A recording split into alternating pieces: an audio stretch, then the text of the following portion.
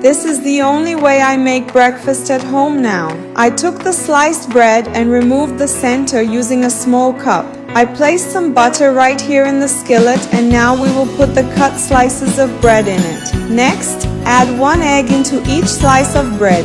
Let's add salt to taste. Let it fry on one side, then flip it to brown the other side as well. After doing that, we will put 1 slice of cheese on 2 of the bread slices, 1 slice of turkey breast, a slice of tomato, and we will finish it off with another slice of mozzarella cheese. After that, just place the bread with the egg right on top, and we will toast those bread centers that we removed on one side and on the other side. This turns out perfect for breakfast, super tasty and nutritious.